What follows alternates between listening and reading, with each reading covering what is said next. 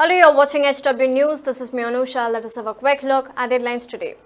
The controversy surrounding the Hindi language was ignited once again by Rajya Sabha MP and MDMK chief Vaiko today after he raised objection over the use of the language in parliament.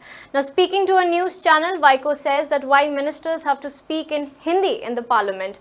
Even from ministers, prime ministers like Jawaharlal Nehru to Manmohan Singh, including Atal Bihari Vajpayee, used to deliver their addresses only in English. Only Prime Minister Narendra Modi is in Hindi fanatic. Now, English should be used in parliament, he added. He further said that the standard of debates has come down because of the instances upon the usage of Hindi as the language of communication in the parliament, adding that it is being used to draw a wedge between the people of India. The Hindi language has on several occasions become a topic of debate and argument in southern states, especially in Tamil Nadu. The recent controversy over the language erupted after Prime Minister Narendra Modi government released a draft of new education policy. A row triggered over one of the clauses of the National Education Policy, which proposed that Hindi should be made a mandatory third language in all schools across the country. Now, on May 31st, the Ministry of HRD released the draft of the National Education Policy, suggesting that Hindi be made as a mandatory third language in a non-Hindi speaking states.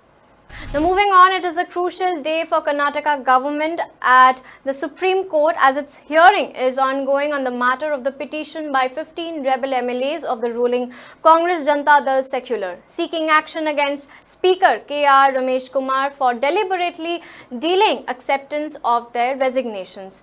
Now, on July 12, the Apex Court, the top court, had heard the plea of the 10 rebel MLAs and had decided to examine the constitutional issues in the resignation and disqualification of the rebel MLAs today. To which the rebel lawmakers today told the Supreme Court that their resignations must be accepted, that they could not be forced to attend the assembly. Former Attorney General Mukul Rohatgi, representing these MLAs, told the top court that alleging that the speaker was deliberately sitting on the resignations.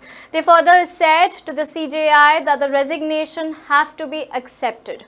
Now, the court on Monday allowed 5 other MLAs to club their petition with the ongoing case. The Apex Court on July 12th had asked the Speaker to maintain a status quo on the issue. Now, meanwhile, a hefty negotiation are expected to take place as Kumaraswamy government is now on the clock to prove its majority in the state assembly as well.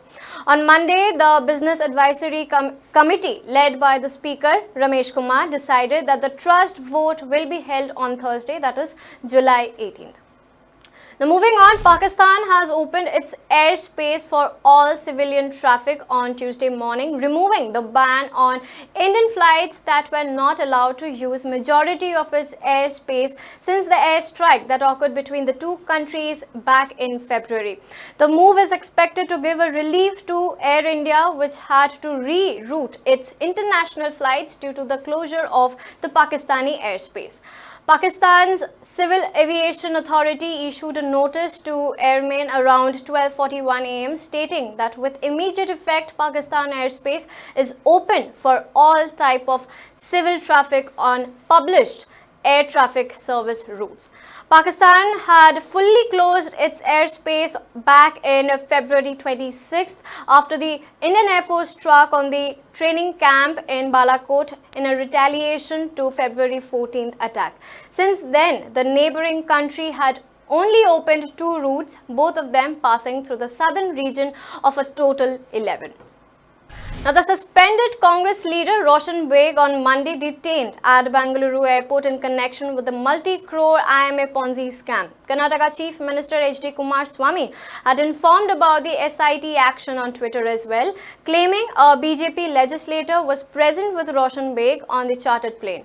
He had also alleged the legislator's presence proved the party's involvement in destabilizing the Congress Janata Dal Secular government. 16 Congress JDS lawmakers have resigned and 2 independent have withdrawn support from the government so far, plunging the coalition into a crisis. Now, after they resigned, the lawmaker Roshan Beg was allegedly being ushered into the aircraft by the BJP state president B.S. Yediyurappa's PA N.R. Santosh when the SIT nabbed him. The investigation team had granted Roshan Beg time till July 19th to appear before them for questioning. Now, the SIT official suspected that Roshan Beg would be abscond if given the opportunity and hence decided to detain him. Now, back in June, Roshan Beg was suspended by the Congress party for anti-party activities. Prior to his suspension from the party, Roshan Beg had blamed former Chief Minister Siddaramaiah, Karnataka Pradesh Congress Committee President Dinesh Gundu Rao and Congress National General Secretary in charge of Karnataka, K.C. Venugopal, for the alleged failure of the coalition government. Now, soon after his statement, his name surfaced in the IMA scam in an audio clip that left behind one of the IMA founder, Mohammad Mansoor Khan, when he was absconded.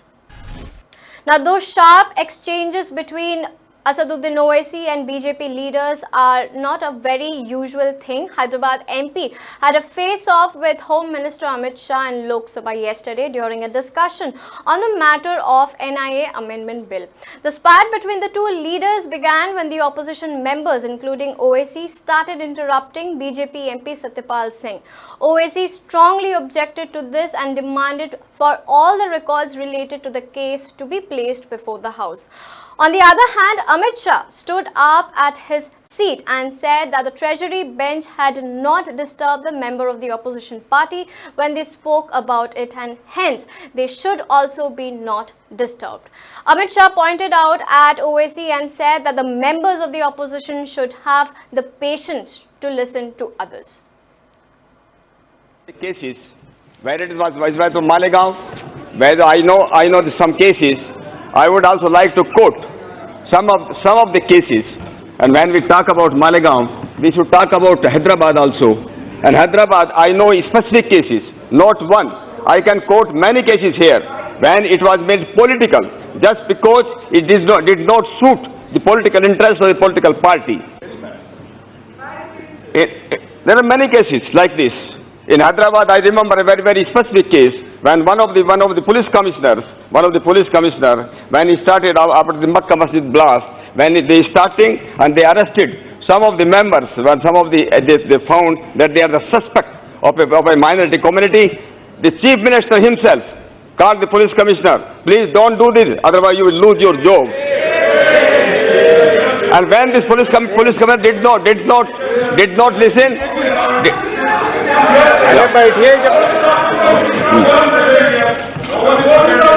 see, he is not yielding, please. No, he is not yielding. He is not yielding. Please be seated. You may continue. Sir, Speaker sir. One second, Speaker please. sir. I may request you that what the honourable member is saying, let him corroborate and take an oath and table it over here. This conversation coming from police. No. This cannot be taken. Let him do it. Let him do it. I challenge you. You please continue. No. You may please continue. Yes. Please continue, Satyavan. I know. Sir, Owaisi साहब और सबका सेक्सुअलिज्म एकदम उभर कर आया है। जब राजा साहब बोल रहे थे, क्यों खड़े नहीं हुए? उन्होंने काफी इतनी सारी बातें की जो रूल्स के हिसाब से नहीं। हम आराम से सुनते रहे। सुनने की भी आदत डाली ओवैसी साहब। इस तरह से नहीं चलेगा। सुनना पड़ेगा। Please. Now, the situation in Assam has deteriorated as floodwaters submerged 30 to 33 districts in the state of Assam and death toll has now increased to 15, even as Prime Minister Narendra Modi took stock of the situation and assured of all the assistance from the centre. Although altogether, it is around 42.87 lakh people in around 4,157 villages are reeling under the impact of the flood that have submerged around 1 lakh hectares of farmland due to this flood. Now, earlier in the day, Chief Minister Sonal briefed to Prime Minister over the phone about the current situation and the relief, rescue as well as the rehabilitation work undertaken by the state government. According to the report, 15 are dead so far and almost 90% of Kaziranga National Park is underwater. As the NDRF team reaches to evacuate the villagers, one of the villagers, Samsul Alam, was one of them. He waved desperately, hoping that they will see him before the flood waters wash him and his raft away. When the team spots him, Samsul Alam was in tears, but the team assured him and his family will be saved within the time. A relieved Samsul Alam was more thankful for his rescuer, more importantly because he was able to save his NRC document. He further said that this flood has taken away my home, my land, my livelihood, but I am happy that I have the most precious with me. That is my wife, my mother, my children and the NRC document. Without them, I will be stateless. Moving on, Prime Minister Narendra Modi today tore into ministers who had skipped the parliament duty and asked for a list of absentees to be given to him every evening. At a weekly meeting of the Bharatiya Janata Party Parliamentary Party meeting, Prime Minister Modi asked the Parliamentary Affairs Minister to give the names of the minister who had been absent despite being rostered for the parliament duty. The Prime Minister advised his party parliamentarians to work beyond the sphere of politics. Stressing on water crisis, Prime Minister Modi reportedly asked lawmakers to sit with officials in their constituency and discuss people's issue. He also urged lawmakers to work in mission mode to tackle disease like tuberculosis and leprosy. Now, on June 2015, the Narendra Modi-led government launched a 100 Smart City mission. These cities were supposed to have better infrastructure, expand housing to all and many more. Now, 48,000 crore of the total budget was allocated between 2015 and 19. But is it really implemented and how far is it done? What is the current status of Modi's Smart City mission? We'll do an elaborate story today, so please do watch. And for more news updates, log on to www.hwnews.in.